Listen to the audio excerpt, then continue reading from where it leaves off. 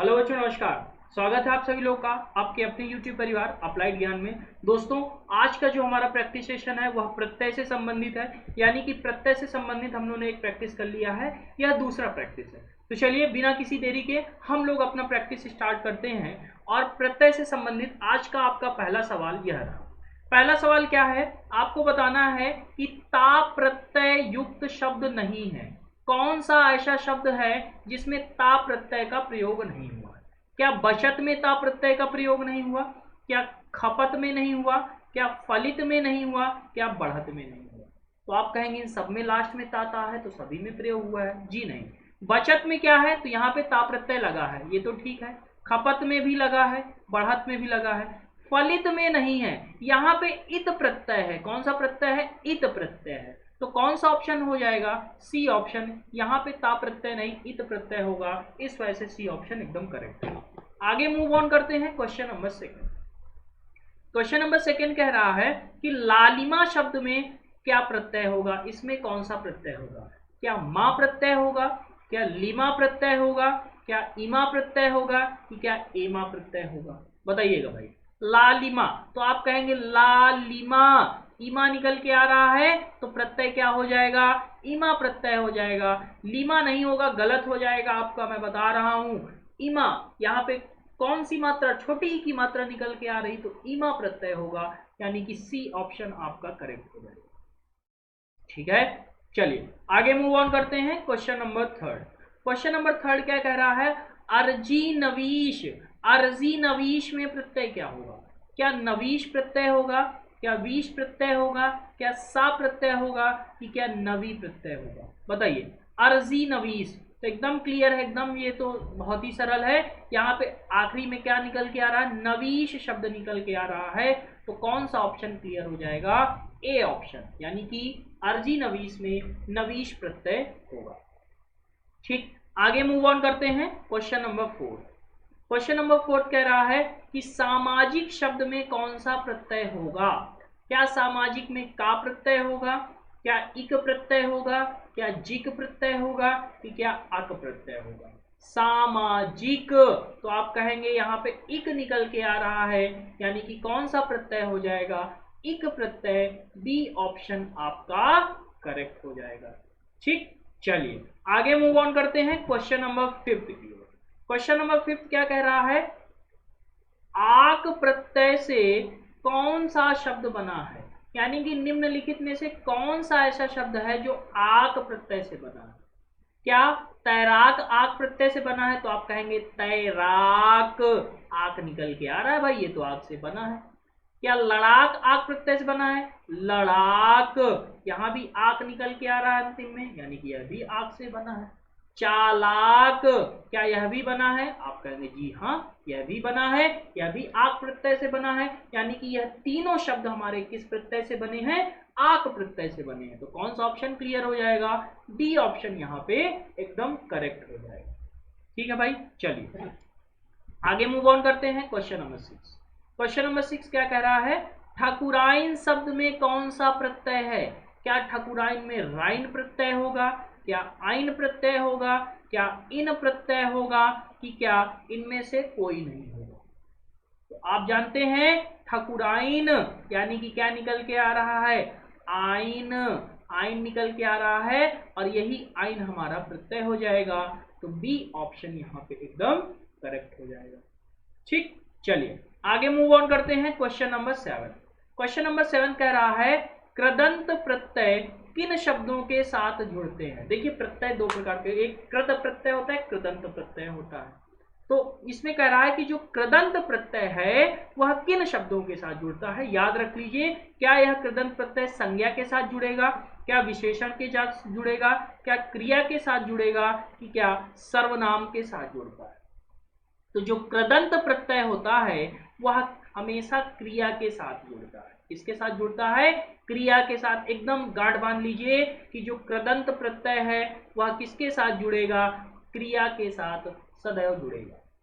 ठीक, आगे move on करते हैं क्वेश्चन नंबर 8। क्वेश्चन नंबर 8 क्या कह रहा है? शब्द की रचना प्रत्यय से हुई है, यानी कि इनमें से कौन से ऐसे शब्द हैं जिनकी रचना प्रत्यय से हुई है? बताइए भाई, ये सिर्फ और सिर्फ आपको घुमाने वाला सवाल है और कुछ नहीं है। सिर्फ आपको यह सवाल घुमाएगा और आप घूम जाओगे इसमें। आपसे प्रश्न पूछा है कि निम्न, ये जो डैश डैश बना दिया है, फिर कह रहा है शब्द की रचना प्रत्यय से हुई है। भाई प्रत्यय से कौन से शब्द की रचना होगी? अगर यहाँ पे उपसर्ग होता तो मान लेते कि उपसर्ग में तो रचना हो सकती है, क्योंकि उपसर्ग पहला होता है, शुरुआत वाला शब्दांश होता है। लेकिन प्रत्यय तो सबसे अंत में होता है ना, तो जब सबसे अंत में होगा तो प्रत्यय से किसी शब्द की रचना पॉसिबल ही नहीं है। सिर्फ घुमा दिया इस प्रश्न ने। तो यहाँ पे कौन सा ऑप्शन सही होगा? यहाँ पे डी ऑप्शन सही होगा, क्योंकि प्रत्यय तो अंतिम वाले शब्दांश होता है, अंतिम वाला होता है। अब इनसे तो किसी की रचना हुई ही नहीं है। अब जब नहीं हुई है तो कौन सा ऑप्शन होगा? इनमें से कोई नहीं, यानी कि डी ऑप्शन।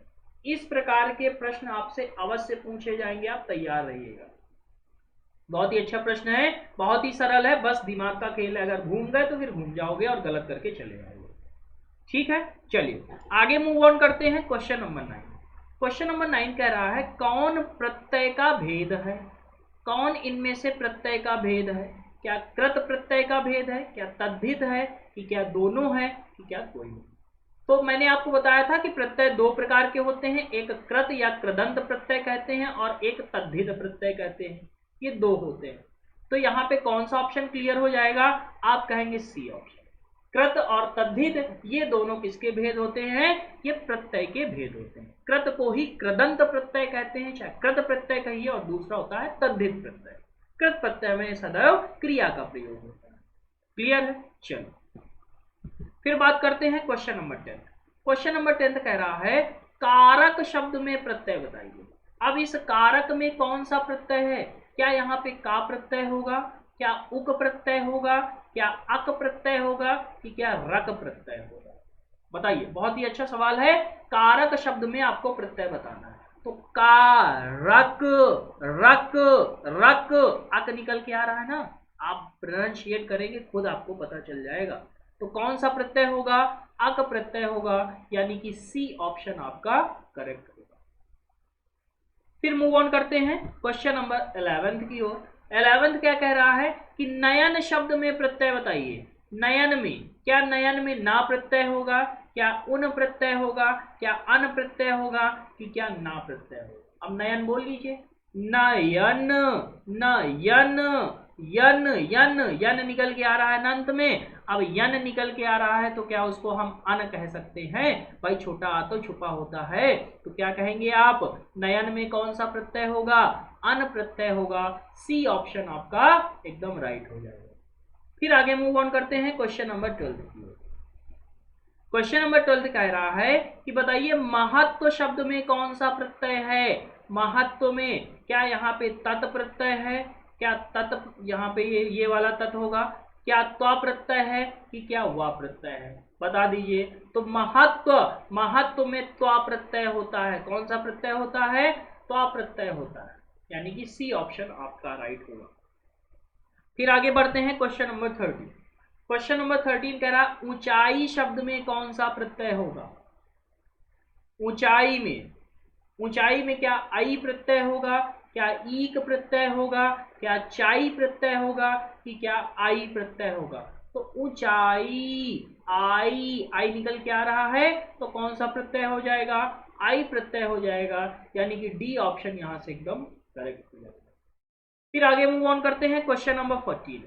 क्वेश्चन नंबर 14 कह रहा प्रत्यय कितने तरह के होते हैं? वही पूछ लिया, प्रत्यय के भेद। क्या प्रत्यय एक तरह का होता है, क्या दो तरह का होता है, क्या तीन तरह का होता है, कि क्या चार तरह का? आप कहेंगे कि प्रत्यय दो तरह के होते हैं, एक कृत प्रत्यय होता है और एक तद्धित प्रत्यय होता है। तो कितने प्रकार हो गए प्रत्यय के? दो प्रकार, यानी कि डी ऑप्शन आपका करेक्ट हो जाएगा। फिर आगे मूव ऑन करते हैं क्वेश्चन नंबर 15। क्वेश्चन नंबर 15 कह रहा है लठैत शब्द में कौन सा प्रत्यय है? लठैत, क्या यहाँ ता प्रत्यय है, क्या एत प्रत्यय है, क्या आयत प्रत्यय है, कि क्या इत प्रत्यय? बताइए भाई। लठैत, आयत निकल के आ रहा है तो आप कहेंगे ऐत प्रत्यय है। सी ऑप्शन आपका यहाँ से एकदम करेक्ट हो जाएगा। फिर आगे मूव ऑन करते हैं क्वेश्चन नंबर 16 की ओर। क्वेश्चन नंबर 16 क्या कह रहा है, मानसिक शब्द में कौन सा प्रत्यय है। क्या मानसिक में का प्रत्यय होगा, क्या इक प्रत्यय होगा, क्या ईक प्रत्यय होगा, कि क्या निक प्रत्यय होगा। मानसिक सिक आप क्या कहेंगे, इक निकल के आ रहा है। जब इक निकल के आ रहा है तो कौन सा प्रत्यय हो गया, इक प्रत्यय, यानी कि बी ऑप्शन आपका एकदम करेक्ट हो जाएगा। आगे मूव ऑन करते हैं क्वेश्चन नंबर 17। क्वेश्चन नंबर 17 कह रहा है, धूमिल शब्द में कौन सा प्रत्यय है। धूमिल, क्या धूमिल में ला प्रत्यय होगा, क्या लू प्रत्यय होगा, क्या इल प्रत्यय होगा, क्या ईल प्रत्यय होगा। धूमिल, मिल यानी कि इल निकल के आ रहा है तो कौन सा प्रत्यय हो जाएगा, इल प्रत्यय। सी ऑप्शन एकदम करेक्ट होगा। फिर बढ़ते हैं क्वेश्चन नंबर 18। क्वेश्चन नंबर 18 क्या कह रहा है, जो धातु या शब्द के अंत में, जो धातु या शब्द के अंत में जोड़ा जाता है उसे क्या कहते हैं। आप सभी जानते हैं कि जो किसी धातु या किसी शब्द के अंत में जोड़ा जाएगा उसको क्या कहेंगे, उसे प्रत्यय कहेंगे, यानी कि डी ऑप्शन सही हो जाएगा।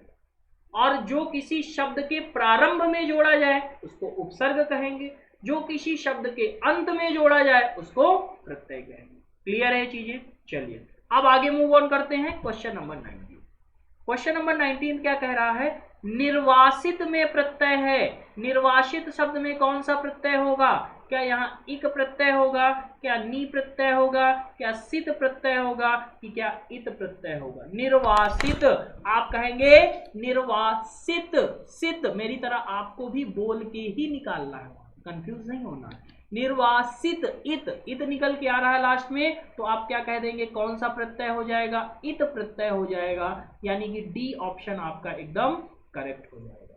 ठीक, अब प्रत्यय का आज का एकदम आखिरी सवाल। आखिरी सवाल क्या कह रहा है कि लेखक शब्द के अंत में कौन सा प्रत्यय लगा हुआ है। बहुत ही अच्छा सवाल है। लेखक शब्द के अंत में कौन सा प्रत्यय, यानी कि लेखक में प्रत्यय बताना है। लेखक, लेखक अक प्रत्यय लगा है ना, अक अक अक निकल गया है, लेखक अक, यानी कि डी ऑप्शन आपका यहाँ पे एकदम करेक्ट हो जाएगा। कौन सा प्रत्यय है लेखक में, तो आप कहेंगे अक प्रत्यय। तो दोस्तों इस प्रकार से हमने अपने 20 सवाल यहाँ से कंप्लीट किए। ओवरऑल हमने जो है प्रत्यय में 2 प्रैक्टिस सेशन किए हैं, उपसर्ग में भी हमने 2 प्रैक्टिस सेशन किए हैं, और ये 2 प्रैक्टिस सेशन आपके लिए इनफ है। फिर भी अभी आपको लगता है कि हमको प्रत्यय में और प्रैक्टिस चाहिए, उपसर्ग में और प्रैक्टिस चाहिए, तो आप कमेंट बॉक्स में बता दीजिएगा, मैं और प्रैक्टिस लेके आ जाऊंगा, इनके टॉप 50 टॉप 100 भी करा दूंगा। वो आपके ऊपर डिपेंड है कि आप किस चीज की डिमांड करते हैं। अगर आपकी डिमांड है तो मैं अवश्य आपको पढ़ाऊंगा। ठीक है, आज का वीडियो कैसा लगा आपको कमेंट में अवश्य बताना है। मैं आपसे बार बार कहता हूं कि आप अपना प्रीशियस कमेंट जरूर दिया कीजिए, आप अपना फीडबैक वीडियो के अंत में जरूर दिया करिए। ठीक है, चलिए अगली क्लास में मिलते हैं एक नए टॉपिक के साथ, एक नई ऊर्जा के साथ। और दोस्तों अभी तक अगर आपने वीडियो को लाइक नहीं किया है तो वीडियो को लाइक कीजिएगा, शेयर कीजिएगा, चैनल को सब्सक्राइब करके बेल आइकन प्रेस कर लीजिएगा। टेलीग्राम से नहीं जुड़े हैं तो टेलीग्राम से जुड़ जाइएगा पीडीएफ पाने के लिए। चलिए मिलते हैं अगली क्लास में, तब तक के लिए खुश रहिए, मस्त रहिए, मुस्कुराते रहिए और पढ़ते रहिए। जय हिंद।